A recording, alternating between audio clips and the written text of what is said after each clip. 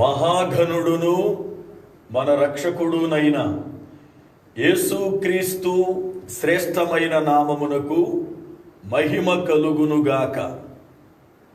ప్రభువునందు ప్రియులారా, ఈ లైవ్ ద్వారా దేవుని వాక్యాన్ని వింటున్నటువంటి ప్రతి బిడ్డకు దైవజనునిగా నా హృదయపూర్వకమైన వందనములు. దేవుని మహా ఉచితమైన కృపను బట్టి లివింగ్ ప్రేయర్ ఫెలోషిప్ మినిస్ట్రీ డైరెక్టరుగా కువైట్ దేశము నుండి ఈ కార్యక్రమాన్ని ఈ రీతిగా నడిపించడానికి దేవుడు అనుగ్రహించిన భాగ్యమును బట్టి దేవునికి రుణస్థుడనయ్యున్నా. దేవుని మహాకృపలో ఈ లాక్డౌన్ దినాలలో ఆరాధనలు లేక, వాక్యము అందక ఎంతోమంది నిరాశ చెందుతున్నటువంటి ఈ తరుణములో ప్రభువు ఈ రీతిగా వాక్యాన్ని అందిస్తూ మనలను బలపరుస్తూ ఉన్నారు. అందును బట్టి దేవునికి మనం ఎంతగానో కృతజ్ఞతాస్తుతులు చెల్లించాలి. మీలో చాలా మంది వాక్యాన్ని మీరు వింటూ ఉన్నారు. వినటమే కాకుండా అనేక మందికి మీరు షేర్ చేస్తున్నారు. దైవజనునిగా వాక్యము అందిస్తే నాకు ఎంత ఫలమో అలాగునే మీరు కూడా వాక్యాన్ని షేర్ చేస్తూ అనేక మంది వాక్యం వినేటట్లుగా చేస్తున్న విధానమును బట్టి మీకు కూడా అంతే ఫలమును దేవుడు అనుగ్రహిస్తాడు. దేవునికి స్తోత్రం, హల్లెలూయా. దావీదు అంటాడు, యుద్ధము చేసిన వానికి ఎంత వాటానో యుద్ధము చేసేవారి భోజనాల దగ్గర కావలి కాసేవాడికి కూడా అంతే ఫలము అంటాడు.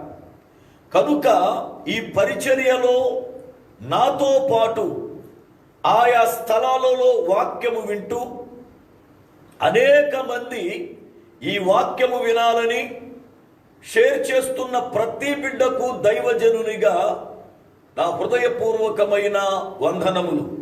ప్రియులారా, మనము దేవుని వాక్యాన్ని వినడానికి ప్రభువు కృప చూపి ఈ దినములలో వాక్యము చేత ప్రతి దినం బలపరుస్తూ ఉన్నాడు.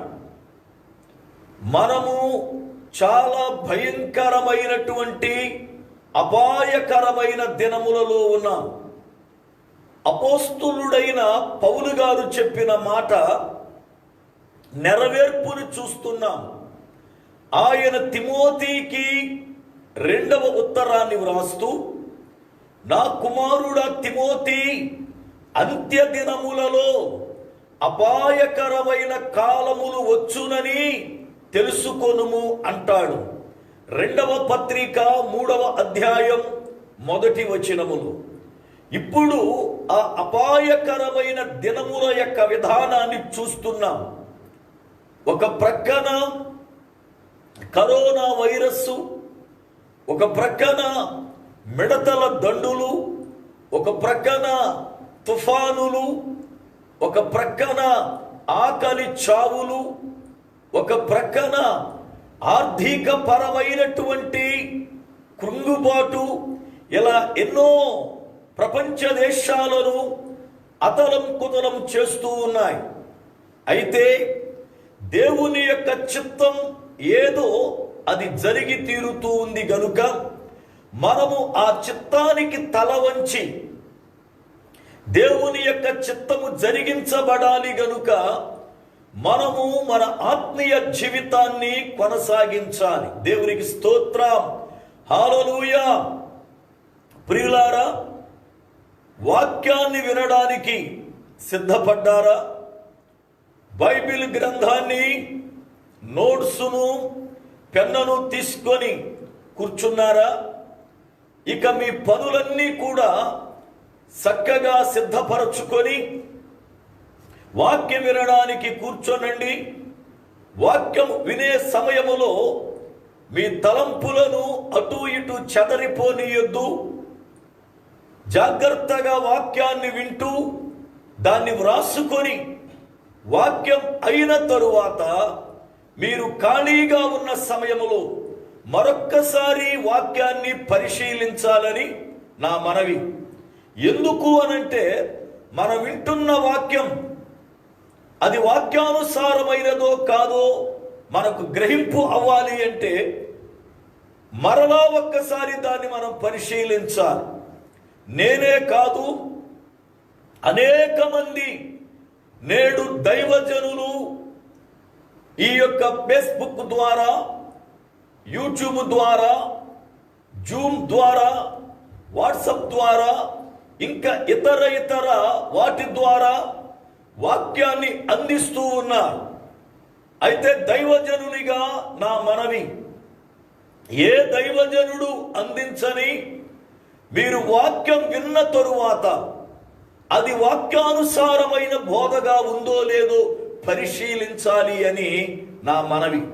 కారణమేమిటి అని అంటే, దేవుని వాక్యములో ఇర్మియా గ్రంథం 23వ అధ్యాయం 21వ వచనమునందు వాక్యము చెప్పిన మాట. ఇర్మియా గ్రంథం 23:21, నేను పంపకపోయినను అనేక మంది ప్రవక్తలు పరిగెత్తి వస్తారు అని. ఆయన సేవకు పంపకపోయినా, నేడు ఆయన పిలుపు లేకపోయినా, ఆయన దర్శనము లేకపోయినా, సమర్పణ లేకపోయినా, ఆయన చిత్తము లేకుండానే అనేక మంది మేము సేవకులమని సేవకులుగా వస్తూ ఉన్నారు.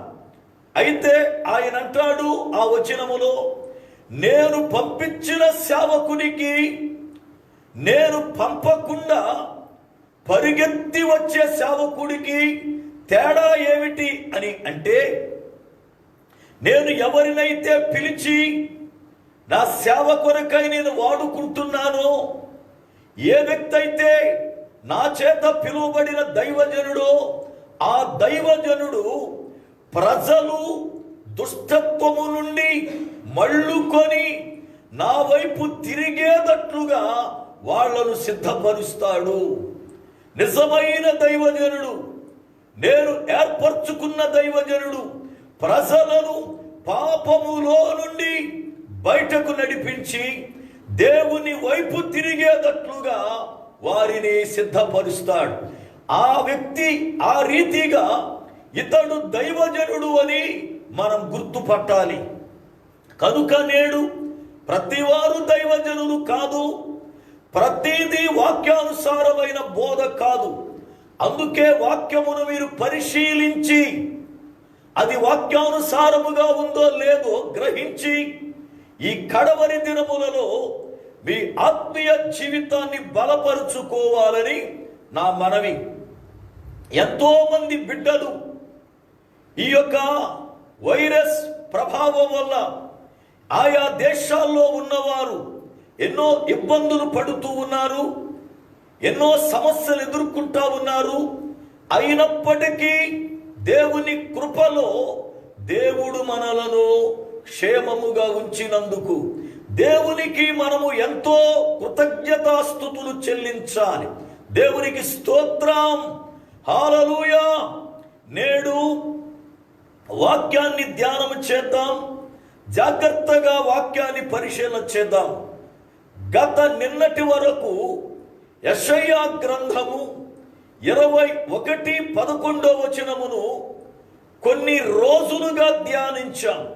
ఈ దినము ఒక క్రొత్త వచనముతో మరలా తిరిగి నూతనమైన వర్తమానము కొరకై సిద్ధపడదాం.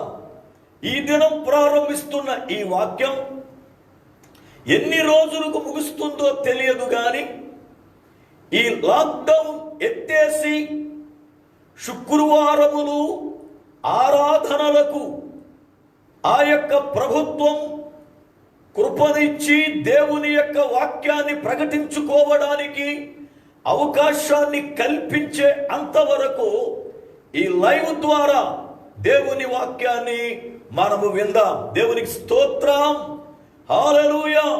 వాక్యాన్ని చదువుకుందాం. ప్రకటన గ్రంథం 1వ అధ్యాయము 7వ వచనం. ప్రకటన గ్రంథం 1వ అధ్యాయము 7వ వచనం. ఇదిగో ఆయన మేఘారూఢుడై వచ్చుచున్నాడు. ఇదిగో ఆయన మేఘారూఢుడై వచ్చుచున్నాడు. ప్రార్థన చేసుకుందాం.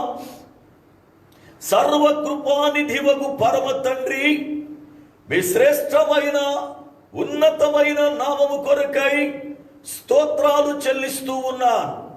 మీ అత్యంతమైన కృపను బట్టి ఈ రాత్రి కాల వేళ వాక్యమును వింటున్న ప్రతి బిడ్డను మీరు దర్శించండి. నీ వాక్కు చేత ప్రతి బిడ్డను బలపరచండి. ప్రతి బిడ్డను మీరాకడ కొరకై సిద్ధపరచండి.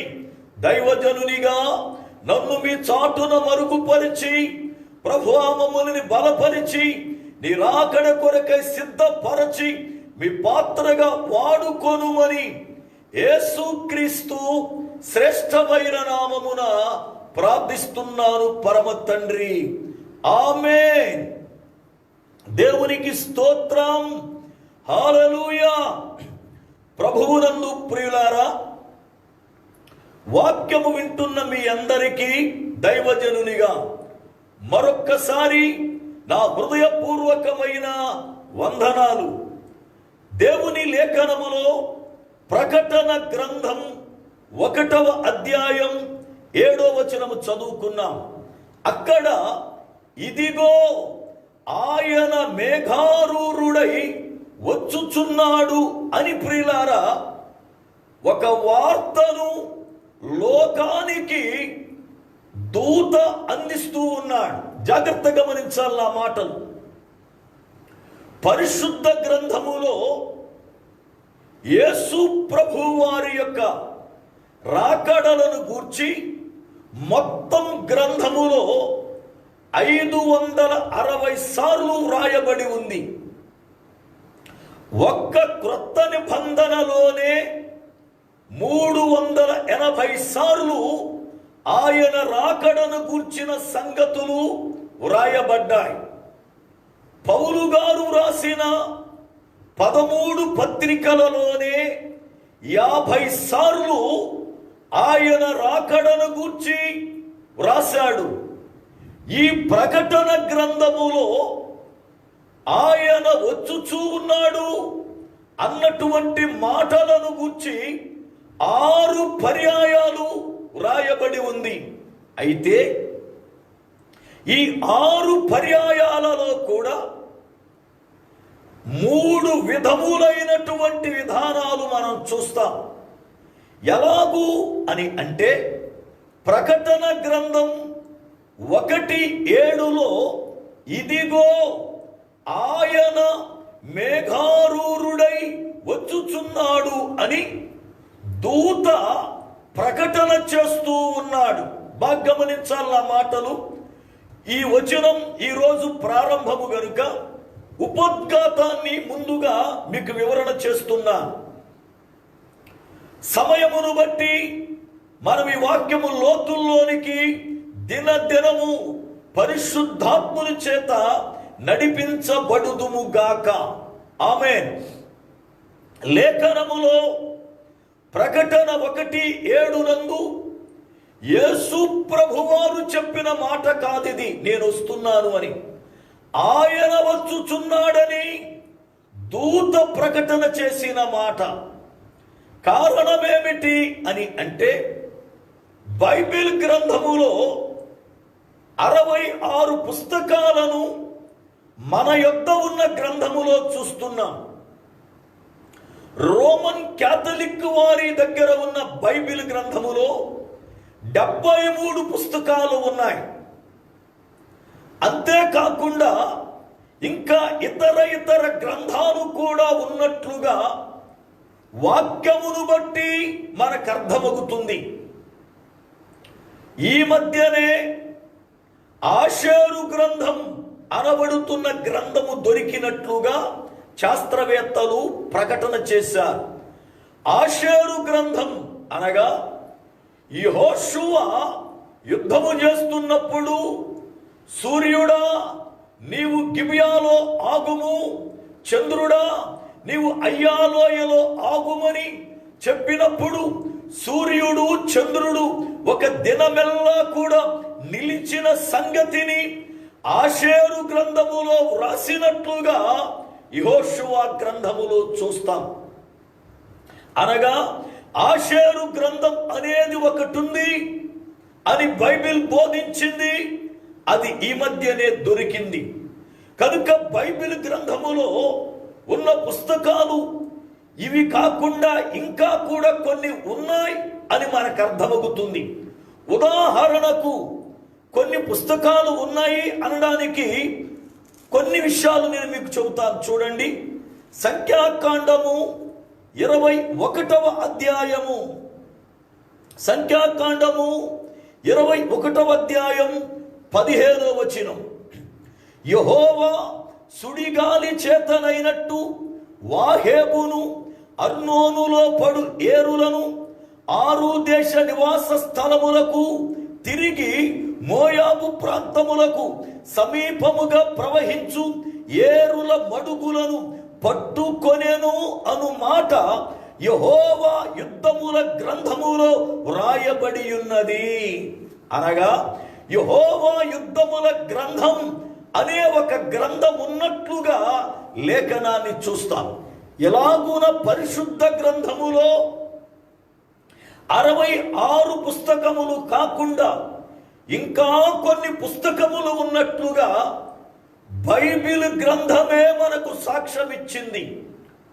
ఆ బైబిల్ గ్రంథములో లేని పుస్తకాలను ఏమంటారు అంటే అప్రమాణిక గ్రంథాలు అంటారు. అప్రమాణిక అనగా అర్థం దొరకని అని అర్థం. ఆ గ్రంథాలు దొరకని కారణమున బైబిల్ గ్రంథములో వాటిని చేర్చడం కుదరలేదు. అయితే దేవుడు మనకు ఏ ఏ గ్రంథాలు అవసరమో, అవి ఎంతవరకు అవసరమో వాటిని మనకు అందించాడు అని మనము గ్రహించి దీనిని బట్టి దేవునిని స్తుతించాలి. దేవునికి స్తోత్రం, హల్లెలూయా. అయితే బైబిల్ గ్రంథములో ఉన్న 66 పుస్తకాలలో ప్రకటన గ్రంథం ఒక ప్రత్యేకమైన పుస్తకం. ఏమి కారణం అని అంటే అన్ని గ్రంథాలను దేవుడు తన ఆత్మ చేత ఆ గ్రంథాన్ని వ్రాసిన గ్రంథకర్తకు తన యొక్క చిత్తాన్ని బయలుపరచి వ్రాయించాడు. పరిశుద్ధ గ్రంథాన్ని సుమారుగా 40 మంది భక్తుల చేత దేవుడు వ్రాయించాడు. అయితే ఈ 40 మంది భక్తులతో దేవుడు తనకు చిత్తాన్ని బయలుపరిచి వ్రాయించాడు. కానీ ప్రకటన గ్రంథము అలా వ్రాయబడిన గ్రంథము కాదు. ప్రకటన గ్రంథాన్ని తండ్రియగు దేవుడు కుమారుడైన యేసు ప్రభువునకు బోధించాడు. కుమారుడైన యేసు ప్రభువారు ఒక దూతకు ఆ విషయాలను బోధించాడు. ఆ దూత యోహానునకు వాటిని తెలియపరచగా యోహాను వీటిని గ్రంథస్థం చేశాడు. అనగా ప్రకటన గ్రంథం డైరెక్టుగా దేవుని యొద్ద నుండి యోహానునకు వచ్చింది కాదు. తండ్రియగు దేవుని నుండి కుమారునికి, కుమారు నుండి దూతకు, దూత నుండి యోహాను భక్తులకి రాగా యోహాను భక్తుని ద్వారా సర్వ ప్రపంచానికి ఈ యొక్క గ్రంథము వెల్లడి అయింది. చూడండి, వాక్యాన్ని చదువుతున్నా. ప్రకటన గ్రంథం 1వ అధ్యాయము 1వ వచనము నుండి. ప్రకటన గ్రంథం 1వ అధ్యాయం 1వ వచనం. యేసుక్రీస్తు తన దాసులకు కనపరుచుటకు దేవుడు ఆయనకు అనుగ్రహించిన ప్రత్యక్షత. ఈ సంగతులు త్వరలో సంభవింపనయ్యున్నవి. ఆయన తన దూత ద్వారా వర్తమానము పంపి తన దాసుడైన యోహానుకు వాటిని సూచించెను. అనగా ప్రకటన గ్రంథములో ఉన్న ఈ సంభవాలు త్వరలో జరగబోతున్నాయి గనుక వీటిని ఆయన తన దూత ద్వారా, అనగా యేసు ప్రభువారు తన దూత ద్వారా యోహానునకు పిల్లారా సూచించాడు. తండ్రి అయిన దేవుడు తన దాసులకు ఈ విషయాలు చెప్పుకుంటాడు అని కుమారుడైన ప్రభువారికి వెల్లడిపరిస్తే, కుమారుడైన దేవుడు దూత ద్వారా యోహానికి బయలుపరిచాడు. కనుక ఇప్పుడు ఇదిగో ఆయన మేఘారూరుడై వచ్చుచున్నాడు అన్న సంగతి యేసు ప్రభువారు నేనొస్తున్నాను అని చెప్పిన మాట కాదు, దూత చెప్పింది. ఆయన వచ్చుచున్నాడు అని. ఎలా వస్తున్నాడు? త్వరగా వస్తున్నాడు అని చెప్పలేదు అక్కడ. ఆయన మేఘారూరుడై వచ్చుచున్నాడు. ఎలా వస్తున్నాడు ఆయన అంటే, మేఘమును వాహనముగా చేసుకొని మేఘం మీద ఆయన వస్తున్నాడు అని చెప్పింది.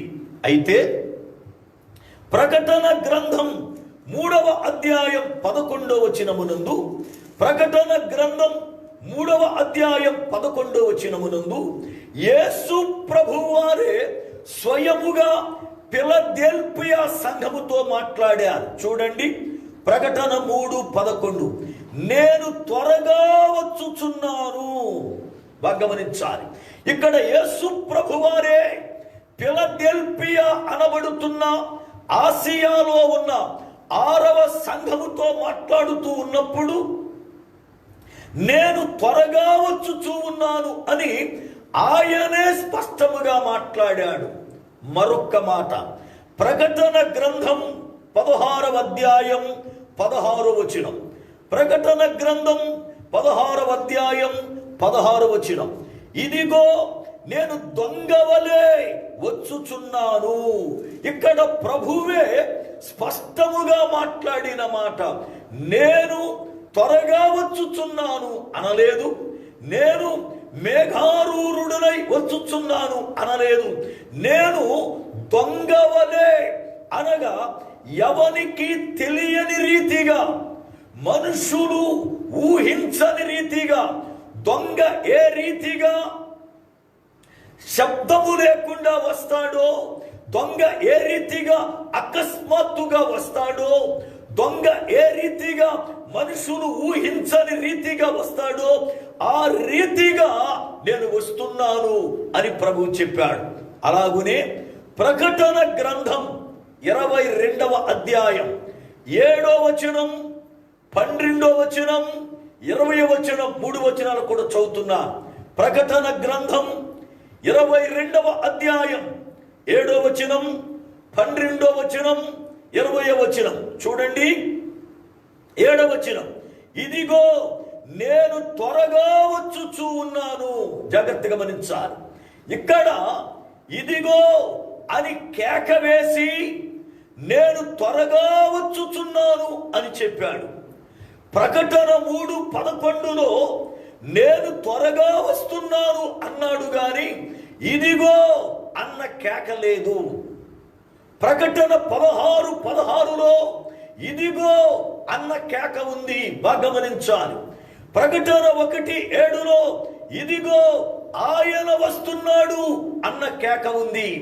అయితే ఇక్కడ కూడా ఇదిగో నేను త్వరగా వస్తున్నాను అని ప్రభువు తానే స్వయముగా కేక వేసి చెబుతా ఉన్నాడు. ఇదిగో అనేది పిలుపు, ఇదిగో అనేది కేక. కనుక ప్రభువే కేక వేసి ఇదిగో నేను త్వరగా వస్తున్నాను అని ఆయన పిల్లలైన వారితో, ప్రపంచముతో ఆయన మాట్లాడుతూ ఉన్నాడు. 12వ వచనం, ఇదిగో త్వరగా వచ్చుచూ ఉన్నాను. ఇక్కడ కూడా ఇదిగో అని కేక వేస్తూ త్వరగా వస్తున్నాను అని పిల్లారా ప్రభు వారు సెలవిచ్చారు. ఇక్కడ జాగ్రత్త మనం గమనించవలసింది, ప్రకటన 16:16లో, ప్రకటన 22:7లో, 22:12లో ఆయనే ఇదిగో నేను త్వరగా వచ్చుచున్నానని ఆయనే కేక వేసి చెబుతా ఉన్నాడు. 20వ వచనం, ఈ సంగతులను గూర్చి సాక్ష్యమిచ్చువాడు అవును త్వరగా వచ్చుచున్నానని చెప్పుచున్నాడు. జాగ్రత్తగా గమనించాలి. ఈ సంగతులను గూర్చి సాక్ష్యమిచ్చువాడు ఆయనే నేను త్వరగా వస్తున్నానని పిల్లారా చెబుచున్నాడు అని చెప్పి ప్రకటన గ్రంథకర్త వ్రాస్తూ వచ్చాడు. దేవుని యొక్క లేఖనములో మనం ఇప్పుడు చూచినటువంటి ఈ వచనములన్నిటిని బట్టి మనకు అర్థమవలసింది, మనము గమనించవలసింది ఏమిటి అంటే, యేసు ప్రభువునకు ఆయన ఎప్పుడు రావలసి ఉన్నదో కాలము తెలిసింది. అందుకే నేను త్వరగా వస్తున్నాను అన్నాడు. నేను ఎలా వస్తున్నాను అంటే దొంగ వలె వస్తున్నాను అన్నాడు. అంతేకాదు ఆయన దూత ద్వారా ముందుగా ఆయన వస్తున్నాడు అని ప్రకటన చేశాడు. అయితే ఇక్కడ ఒక్క విషయం, మత్తయి సువార్త 24వ అధ్యాయం 36వ వచనములో ప్రభువారే ఈ మాట సెలవిచ్చారు. మత్తయి సువార్త 24వ అధ్యాయము 36వ వచనం, అయితే ఆ దినమును గూర్చియు ఆ గడియను గూర్చియు తండ్రి మాత్రమే ఎరుగును గాని ఏ మనుషుడైనను, పరలోకమందలి దూతలైనను, కుమారుడైనను ఎరుగరు. జాగ్రత్తగా గమనించాలి. యేసు ప్రభువారు సశరీరుడుగా భూమి మీద ఉన్నప్పుడు ఆయన సువార్తను ప్రకటించినటువంటి దినములలో ఆయన చెప్పిన మాట ఏమిటి అనంటే, ఇదిగో త్వరగా వస్తాను అని చెప్పలేదు ఆయన. లేక నా రాకడ దినము నాకు తెలుసు అని చెప్పలేదు. ఆయన చెప్పిన మాట, ఆ దినమును గూర్చి తండ్రికి మాత్రమే తెలుసు. ఆ దినమును గూర్చి తండ్రికి మాత్రమే తెలుసు. మనుష్య కుమారుడైన నాకు గాని, మనుషులకు గాని, దూతలకు గాని మరి ఏవి కూడా తెలియదు అని చెప్పాడు. అనగా భూలోకములో ఆయన పరిచర్య చేసినప్పుడు, భూలోకములో ఆయన ఉన్నప్పుడు ఆయనకు కూడా తండ్రి అయిన దేవుడు బయలుపరచలేదు. బయలుపరిచి ఉంటే ఖచ్చితముగా యేసు ప్రభువారు చెప్పేవారు. ఎందుకని అని అంటే ఒక్క మాట చదువుతాను చూడండి. యోహాను సువార్త 8వ అధ్యాయము 28వ వచనం. యోహాను సువార్త 8వ అధ్యాయము 28వ వచనం. కావున యేసు మీరు మనుష్య కుమారుని పైకెత్తినప్పుడు నేనే ఆయననియు నా అంతట నేనేమీ చేయక తండ్రి నాకు నేర్పినట్టు ఈ సంగతులు మాట్లాడుచున్నాననియు మీరు గ్రహించెదరు. ప్రియులారా, నేను నా సొంతముగా ఏమీ చెప్పట్లే. తండ్రి నాకు ఏమి చెప్పాడో వాటిని మాత్రమే నేను బోధిస్తున్నానని మీకు తెలుస్తుంది అన్నాడు. అనగా యేసు ప్రభువారు లోకములో బోధించినప్పుడు తండ్రి దగ్గర నేర్చుకొని, తండ్రి ఏమి బోధించాడో, తండ్రి ఏమి చెప్పాడో ఆ నేర్చుకున్న విషయాలను, ఆయన ప్రకటించమన్న విషయాలను ప్రభువారు లోకములో ప్రకటించాడు. దేవునికి స్తోత్రం, హల్లెలూయా. ఇక్కడ నాది ఒక చిన్న ప్రశ్న. ఈ రోజున అనేక మంది ప్రకటిస్తా ఉన్నారు సువార్తని, మంచిది. అయితే మీరు ఎవరి దగ్గర నేర్చుకుంటున్నారు? పరలోకమందున్న తండ్రి యొద్దేనా, లేక మిమ్మును సేవకు పిలిచినటువంటి ప్రభువారి దగ్గరేనా? ఆలోచించండి. చాలా మంది దినాలలో బైబిల్ తరబీదు లేకోకుండా, బైబిల్ను గూర్చి అవగాహన లేకుండా, బైబిల్ విషయాలు సంపూర్ణముగా గ్రాహ్యము కాకుండా, కనీసం ఆత్మీయ తండ్రి దగ్గర కొంతకాలము ఉండి పరిచర్య చేసి ఆయన చెప్పిన మాటలు నేర్చుకోకుండా, కనీసం అనుభవం లేకుండా మిడిమిడి జ్ఞానముతో తయారైపోతూ ఉన్నారు. నేను ఒకసారి ఆ మధ్యన ఇండియా వెళ్ళినప్పుడు ఒక మీటింగ్లో మాట్లాడుతూ ఓబద్యా గ్రంథం అని చెప్పి దానిలో ఒక వచనాన్ని చెబితే, ఒక పాస్టర్ గారే ఆయన ఓబద్యా గ్రంథం అని నేనంటే క్రొత్త నిబంధన ఎతికేస్తా ఉన్నాడు. క్రొత్త నిబంధన ఎతికేస్తా చూస్తున్నాడు, నా ఇంకా కనపట్టలేదని. నేను అన్నాను, పాస్టర్ గారు ఓబద్యా గ్రంథం క్రొత్త నిబంధన కాదు, పాత నిబంధన అన్నాను నేను. అంటే చాలా మంది ఏ పుస్తకం ఎక్కడుంటుందో కూడా తెలియని వాళ్ళు సేవకులైపోయారు. కనీసం ప్రార్థన కూడా ఎలా చేయాలో తెలవనోళ్ళు కూడా సేవకులైపోతున్నారు ఈ దినాల్లో. మన మధ్యన ఒక ప్రాంతములో ఒక దైవజనుణ్ణి సమాధి కార్యక్రమం చేయడానికి తీసుకువెళ్ళి సమాధి దగ్గర ప్రార్థన చేయమంటే ఆయన ఏం ప్రార్థన చేశాడు తెలుసా? అలవాటు ప్రార్థన. ప్రభువా, ఇదిగో నాయన చచ్చిపోయిన ఈ వ్యక్తిని జ్ఞాపకం చేసుకో, ఈ సమాధిని ప్రభు జ్ఞాపకం చేసుకో, 30 60 100 ఫలింపు దయచేయని ప్రార్థన చేశాడు. అందరికి ఆశ్చర్యం వేసింది, ఈడపడరా నాయన, అసలు 30 60 100 ఫలించడం ఏమిటి? ఎవరికి ఏం అర్థం కాల. అంటే నేటి దినాలలో ప్రార్థన చేయడం చేత రావటం లేదు, బైబిల్లో ఏ పుస్తకం ఎక్కడుందో తెలియటం లేదు. కనీసం ఎవరి దగ్గరైనా అనుభవనీయుడైన దైవజనుడు దగ్గర 4 మాటలు నేర్చుకుందాము అన్న ఆలోచన కూడా లేదు. ఈరోజు ఎవరికి వాళ్ళే, మాకు తెలవదా బైబిలు, మాకు చిన్నప్పటి నుంచి అన్నాం, మాకు తెలవదా బైబిలు. నువ్వు చిన్నప్పటి నుంచిన్నా ఎప్పటి నుంచిన్నా బైబిల్ ఒక గని, దానిలో మనకేమీ తెలియదు. నేను ఖత్తర్ దేశం వెళ్ళినప్పుడు అక్కడ బైబిల్ క్లాసులు నడిపిస్తూ ఉన్న దేవుని మహాకృప తమ్ముడు మనోహర్ గారి యొక్క ఆధ్వర్యములో కొంతమంది బిడ్డలు బైబిల్ తరబీదు అవుతున్నారు. అక్కడ నాకు ఒక మంచి ఆత్మీయులు ఉన్నారు. ఆయన అంటాడు, మీరు బైబిల్ గని సార్ అంటాడు నన్ను. నేను అంటాను, ఊరుకోవయ్యా, బైబిల్ గనేం కాదు, మనము దేవుడు కృపనిచ్చాడు, వాక్యం మనకు తెలుస్తుందంతే. 1993లో ఒక ఊరు సువార్త సభకెడితే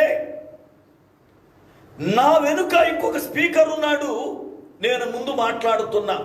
అప్పుడు క్రొత్త సేవ అనుభవం నాది, వాక్యం ఏమీ తెలియదు. కాకపోతే నాకున్న అనుభవం ఏమిటి అంటే, ప్రతి దానికి మోకాళ్ళ మీద ఆధారపడడం, దేవుని దగ్గర నేర్చుకోవడం, ఇయే నా అనుభవాలు. అప్పటికి నాకేమీ అనుభవం లేదు, ఏదో వచ్చి రాని విషయాలు చెప్పాను. నా వెనుకున్న ఆయన మంచి అనుభవనీయుడు. ఆయన లెగడముతోనే ఇక మీటింగ్ నన్ను పిలిచిన వాడిని చడా దులిపాడు స్టేజ్ మీద. ఎందుకంటే ఎవరిని మడితే ఆయన పిలుస్తారు మీరు మీటింగ్స్కి, ఎవడు మడితాడు వచ్చి వాక్యం చెబుతాడు, వాడికి ఏమి బోధరాదని చెప్పి పాపం ఆయన గద్దించి, ఆ రోజున కన్వీనర్ని నన్ను కూడా ఆయన గద్దించాడు. ఆయన నన్ను స్టేజ్ మీద ఇంచుమించుగా 2000 మంది సభలో ఆ రోజున నన్ను విమర్శించడం, నన్ను గద్దించడం, నాకు ఏమీ రాదని బుద్ధి చెప్పడం నాకు ఆశీర్వాదమయ్యింది. దేవునికి స్తోత్రం. ఆ దైవజనుడు ఆ రోజున నన్ను గద్దించకపోతే, నన్ను విమర్శించకపోతే, నాకు బుద్ధి చెప్పకపోతే ఈనాడు నాకు ఈ కృప దొరికేది కాదు. కారణం ఏంటి చెప్పనా? ఆ దైవజనుడు గద్దించినందుకు నేను ఆయనేమనలే, ఆయనే విమర్శించలే. నేను వచ్చేసి మిట్ట మధ్యాహ్నం 12 గంటల సమయంలో మే నెల బిల్డింగు పైన మోకాళ్ళు వంచి దేవునితో పెనుగులాడడం ప్రారంభించా. నన్ను సేవకు పిలిచావు, నేను రాను అని పట్టుబట్టా. పిలిచావు, వాడుకుంటానని వాగ్దానం చేశావు. అయితే నాకు వాక్యము రావటల్లా, నలుగురు మధ్యన నవ్వుల పాలవుతున్నా, నన్ను విమర్శిస్తున్నారు. నన్ను సిగ్గుపరచడానికే పిలిచావా? ఈరోజు చెబుతున్నా, వాక్యం నాకు నేర్పితే సేవ చేస్తా, లేదా నేను సేవ మానేసి చచ్చినా సరే నా బ్రతుకు నేను బ్రతుకుతా, ఇంక సేవ చేయనని ఏడుస్తా ఉన్నా, కన్నీరు గారుస్తూ ఉన్నా. మిట్ట మధ్యాహ్నం ఒళ్ళు తడిసిపోయింది చెమట చేత. ఒక ఆశ్చర్యమైన కృప ఏంటో చెప్పనా? అలాగ కన్నీరు గార్చి ప్రార్థిస్తూ ఉండగా ఒక దర్శనాన్ని చూస్తున్నాను. మిట్ట మధ్యాహ్నం వేళ దర్శనాన్ని చూస్తూ ఉన్నాను. ఒక దూత ఖడ్గాన్ని చేతబట్టుకుని నాకెదురుగా నడుచుకుంటూ వస్తూ ఉన్నాడు. ఖడ్గం తల తల మెరుస్తా ఉంది. నేను చూస్తూ ఉన్నాను దర్శనములు. ఆ ఖడ్గం తీసుకొచ్చి నా చేతుల్లో పెట్టి తిప్పు అన్నాడు. ఖడ్గం వైపు చూస్తే దానిపైన జీవవాక్యం అని వ్రాయబడింది. ఖడ్గం తళతళలాడుతుంది, ఖడ్గం పైన జీవవాక్యం అని ఉంది. తిప్పు అని నాతో అంటే నాకు రాదు అన్నాను. నేను నేర్పుతాను తిప్పు అని ఆ దూత అంతర్ధానమయ్యాడు. ఆ రోజున ప్రారంభమైంది నాలో మంట. ప్రియులారా, ఈ రోజుకి ఆ వాక్యపు మంట చల్లారలేదు. అనేక వందల మందికి తరిబీదినివ్వడానికి, అనేక వందల మందిని దేవుని సేవకులుగా సిద్ధపరచడానికి, దేశ దేశాలలో ఆయన నామాన్ని ప్రకటించడానికి, కొందరిని సేవకులుగా తయారు చేయడానికి దేవుడు కృపనిచ్చాడు. ఈ కృప దేవుడు నాకు ఇవ్వడానికి కారణం ఏంటి తెలుసా? ఆ యొక్క స్టేజి మీద ఆ రోజున అనుభవనీయుడైన ఆ దైవజనుడు గద్దింపే నాకు ఆశీర్వాదం. ఆయన గద్దించుకోకుండా ఈడు గొడవ నాకెందుకులే, వాడెవడో అని చెప్పి ఆయన బోధ ఆయన చేసుకుని వెళ్ళిపోయి ఈ కిందకు వచ్చిన తర్వాత బ్రదరు బాగా చెప్పావు అని నా ముందు పొగిడి వెళ్ళిపోయి ఉంటే నేను సర్వ నాశనం అయిపోయేవాడిని. ఎందుకంటే బాగా చెప్పావంటే ఇక నాకంత గొప్పోడు లేడు, నాకంత వచ్చేసిందని నేను కొమ్ములు వచ్చాయి నాశనం అయిపోయేవాడిని. ప్రియులారా, మిమ్ములను గద్దించే దైవజనులు మీ కుండుట ఆశీర్వాదం. నేను చెబుతున్న దైవజనుడుగా, ఒకవేళ మీ దైవజనుడు గద్దించాడా? నన్ను సేవకుడు 2000 మంది సభలో గద్దించాడు. ఒకవేళ మీ సేవకుడు 100 మంది సంఘంలో గద్దించాడా? అలిగి వెళ్ళిపోవద్దు, ముఖం మార్చుకోవద్దు సుమా. 10 మందిలో ఒకవేళ నిన్ను ఏమైనా గట్టిగా గద్దించాడా? సిగ్గుపడవద్దు. అయ్యా మీరు గద్దించడం నాకు మేలండి, నేను సరి చేసుకుంటా అని చెప్పు.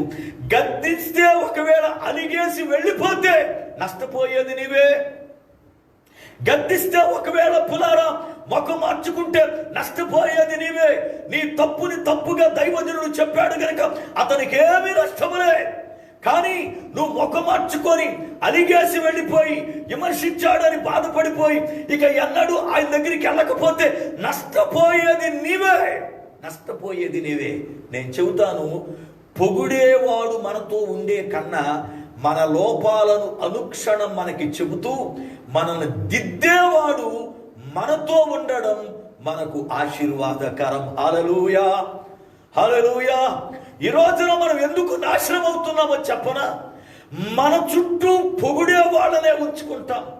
ఒకవేళ ఏ రోజైనా మనము 4 మాటలు ప్రసంగం చెబితే కిందకు వచ్చినాక ఏ సోదరుడో సోదరి అబ్బే మీరు సరిగ్గా చెప్పలేదు, అలా చెప్పారు ఏంటంటే ఇంకాడితో మాట్లాడడం, మనం ఆ మనిషితో మాట్లాడడం, ఆ మనిషికి వందనాలు కూడా చెప్పం, ఆ మనిషి దగ్గరికి పోం మనం.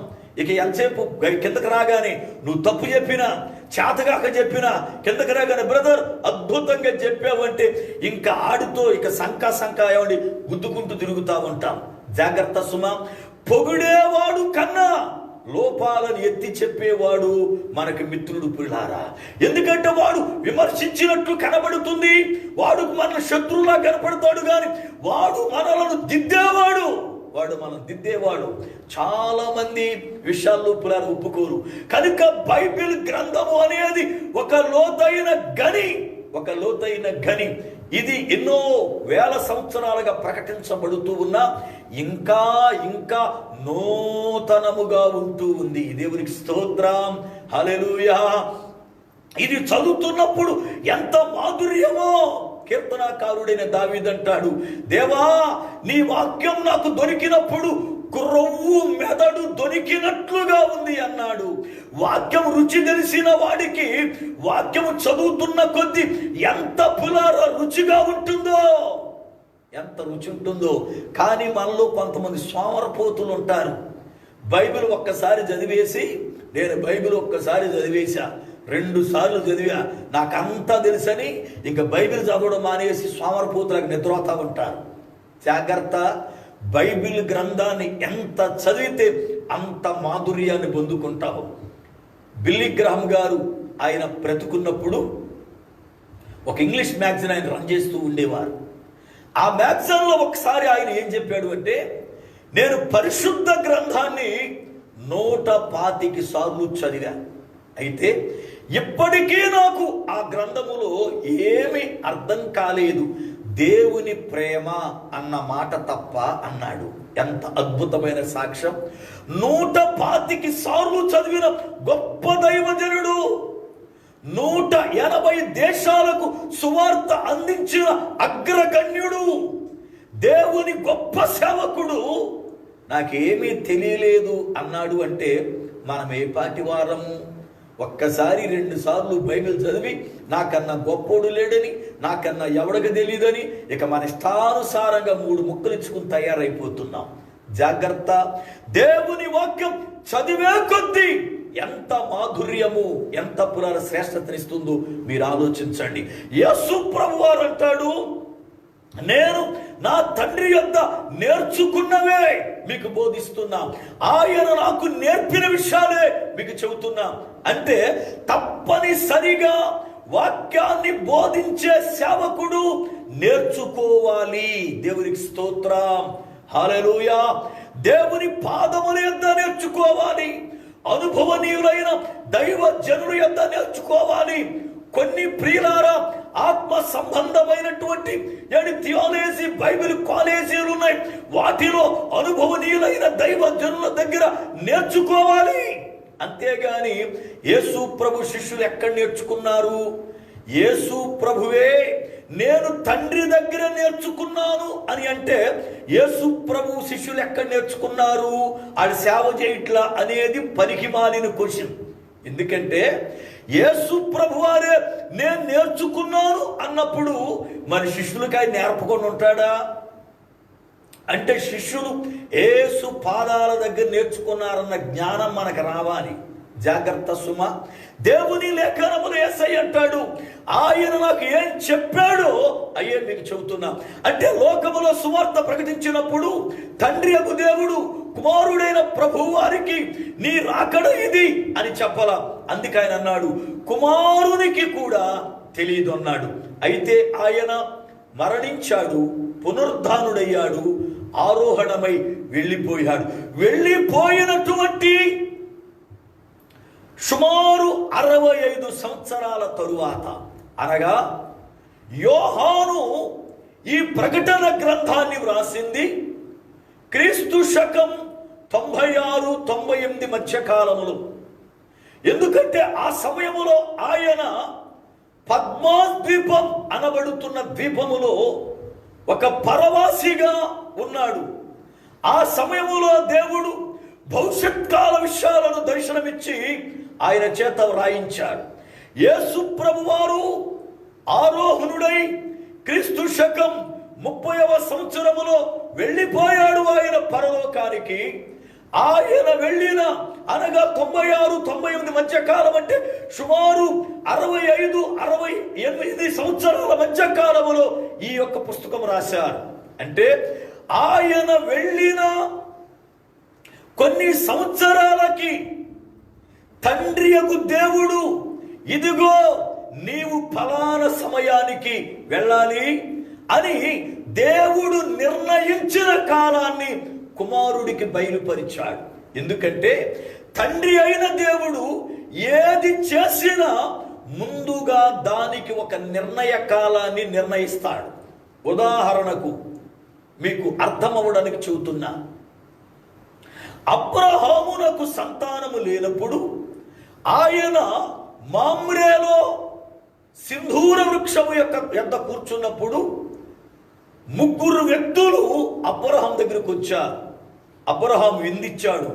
ఆయన భోంచేసి వెళ్ళేటప్పుడు మరలా వచ్చే ఈ రోజుకి, ఈ ఏడాదికి నీకు గర్భఫలం ఇస్తున్నాను అని చెప్పాడు. దేవుని మహాకృప, దేవుడు ఆ రీతిగానే గర్భఫలం ఇచ్చాడు.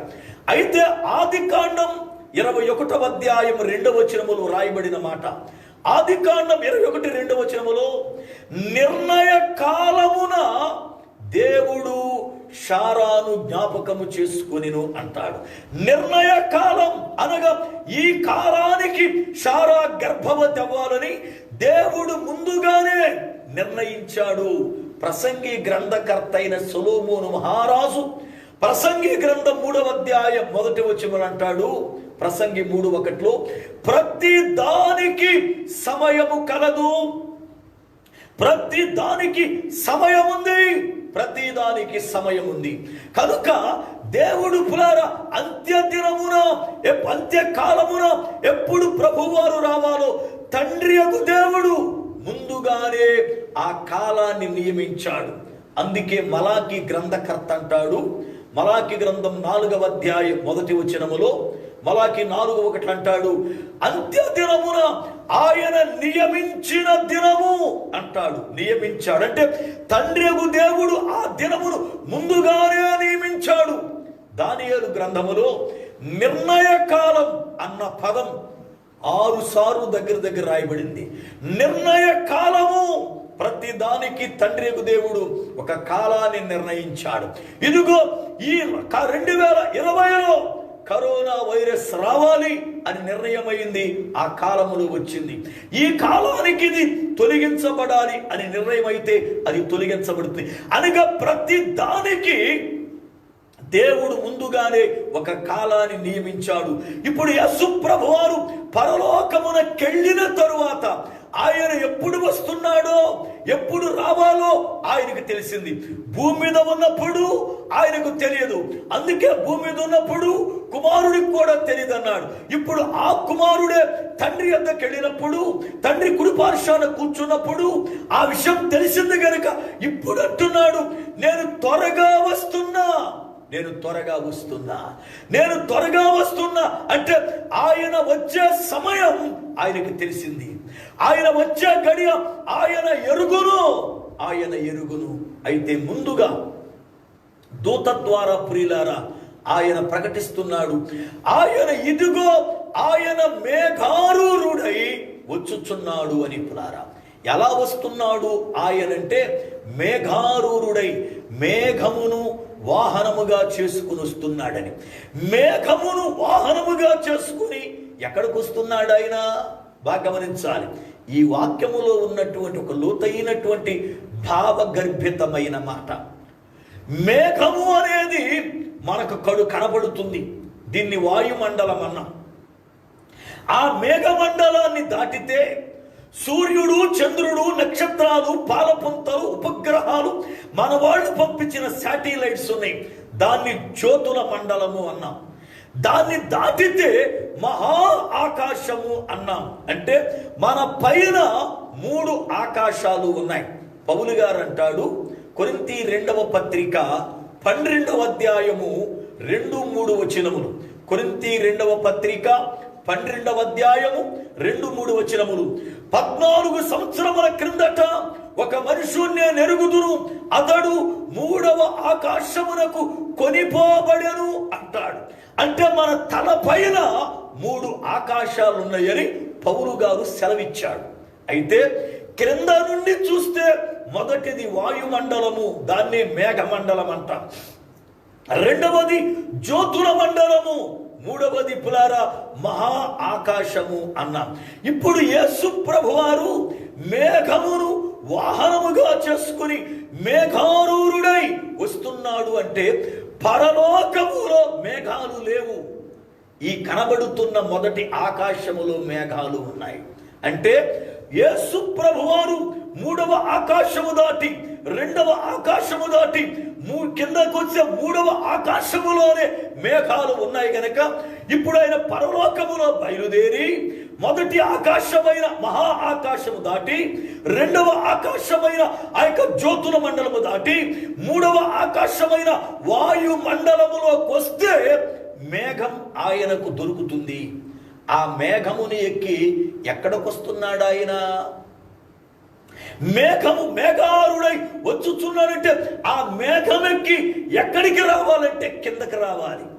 కారణం ఏమిటి అంటే ఆయన పునరుద్ధానుడైన తరువాత ఆరోహణుడై వెళ్ళేటప్పుడు మేఘము ఆయనను తీసుకుని పోయింది. చూడండి, వాక్య గ్రంథమును అపోస్తుల కార్యముల గ్రంథము 1వ అధ్యాయము 9వ వచనం నుండి చదువుతున్నా. అపోస్తుల కార్యముల గ్రంథము 1వ అధ్యాయము 9వ వచనం. ఈ మాటలు చెప్పి వారు చూచుచుండగా ఆయన ఆరోహణమాయెను. అప్పుడు వారి కన్నులకు కనబడకుండా ఒక మేఘము ఆయనను కొనిపోయెను. ఒక మేఘము ఆయనను కొనిపోయెను అనగా ఆయన పునర వెళ్ళేటప్పుడు మేఘము వచ్చి ఆయనను తీసుకుని వెళ్ళి మేఘమండలములో విడుస్తుంది. మేఘమండలము నుండి ఆయన పునర పైకి వెళ్ళిపోతాడు. ఇక మేఘమండలము దాటి పైకెళ్ళే అవకాశము లేదు, వాటికి ఒక పరిధి ఉంది.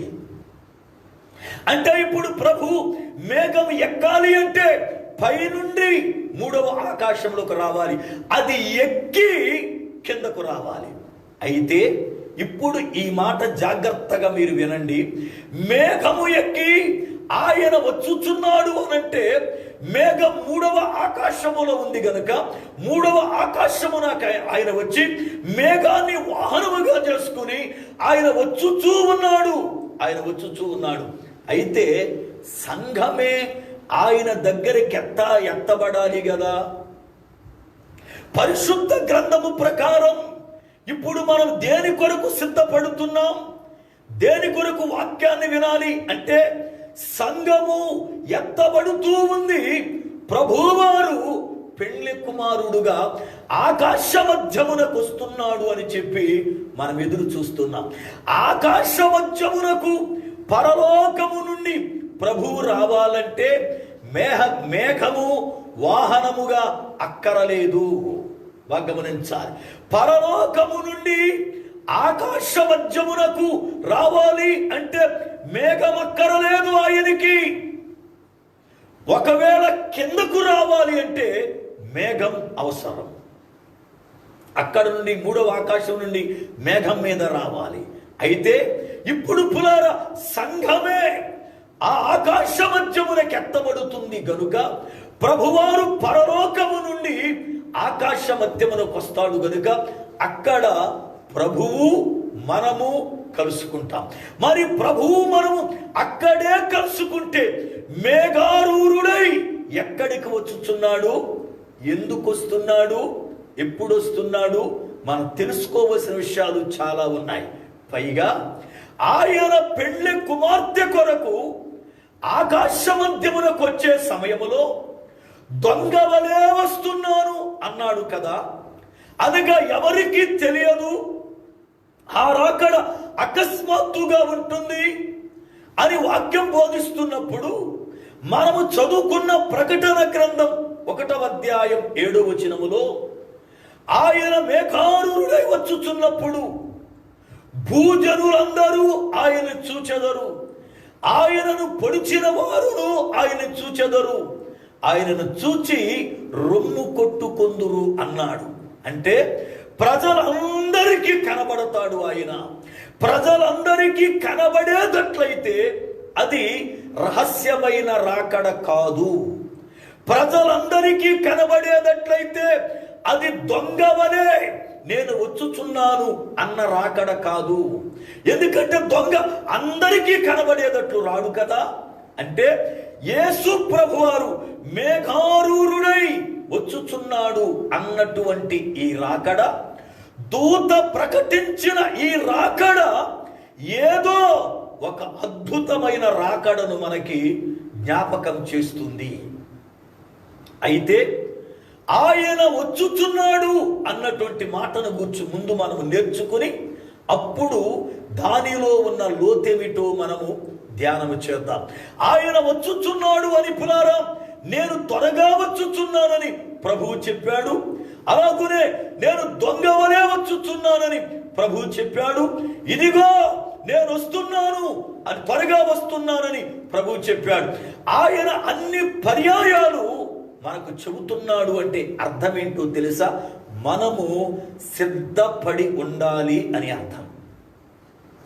ఏ రీతిగా సిద్ధపడాలి? ఎవరెవరు సిద్ధపడాలి? రేపు రాత్రి నుండి ఇక లోతుల్లోనికి మనం వెళదాం. ఏ రీతిగా సిద్ధపడాలి అంటే సంఘము వధువుగా సిద్ధపడాలి, పెళ్లి కూతురుగా సిద్ధపడాలి. సంఘం సిద్ధపాటు అంటే పులారా, సంఘం సిద్ధపాటు అంటే అది ఏ సిద్ధపాటో కాదు. సంఘము వధువు వలె, పెళ్లి కుమార్తె వలె సంఘము సిద్ధపడితే వరుడైన ప్రభు వచ్చినప్పుడు సంఘం ఎత్తబడే అవకాశం ఉంటుంది.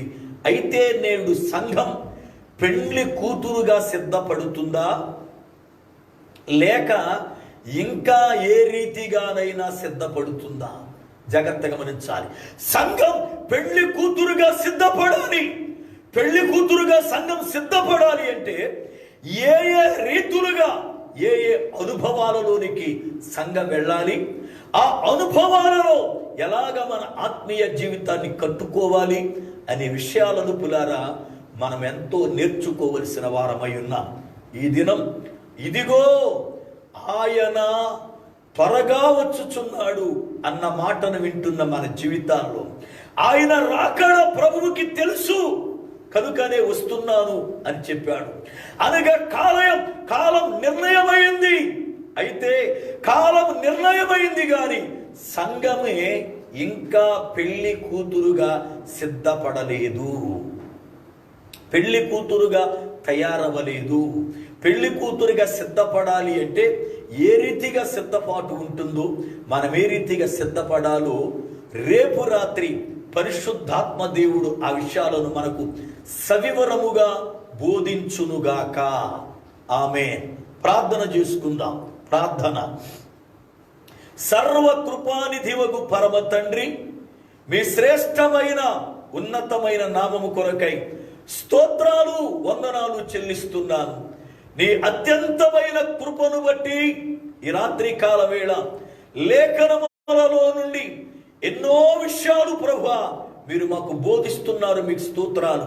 కనుక వాక్యమును బట్టి ఆధ్యాత్మికముగా మేము బలము పొందునట్లుగా, మీరాకడ కొరకై వధువు సంఘముగా సిద్ధపడునట్లుగా నీ కృపా సహాయమును దయచేయండి.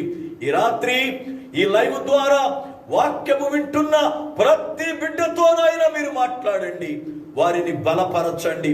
నాయన మీ పాదముల యొద్ద నేర్చుకొని ఆత్మీయ జీవితములో ఎదిగి ఫలించడి కొమ్మలుగా ఉండడానికి కృపాక్షేమమును దయచేయండి.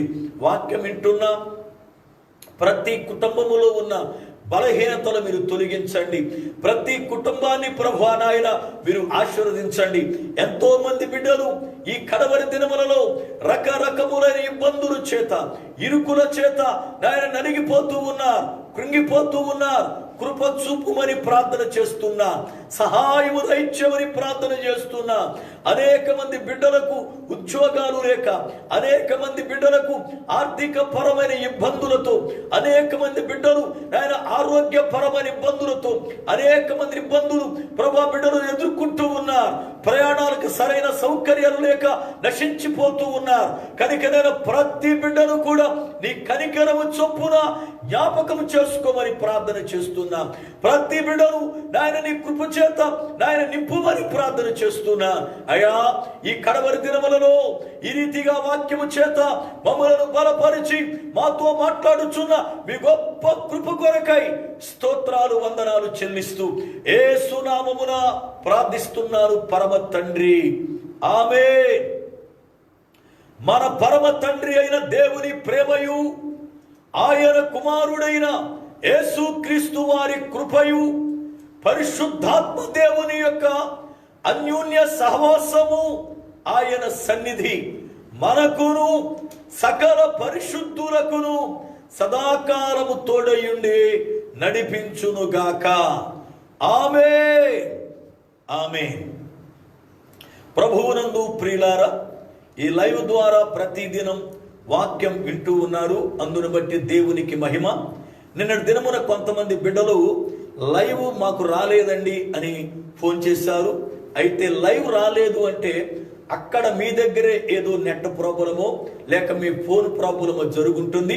ఇక్కడైతే ఏ యొక్క డిస్టర్బెన్స్ లేదు. కనుక ఒక్కసారి మీరు పరిశీలన చేసుకోనండి. ఒకవేళ లైవ్ మీకు రాకపోతే మీ యొక్క తోటి వారికి ఫోన్ చేసి షేర్ చేయమని చెప్పండి. కనుక వాక్యమును విని ఆధ్యాత్మికముగా దేవుడు మనల్ని దీవించున్నట్లుగా సిద్ధపడదాం. అందరికీ నా హృదయపూర్వకమైన వందనాలు.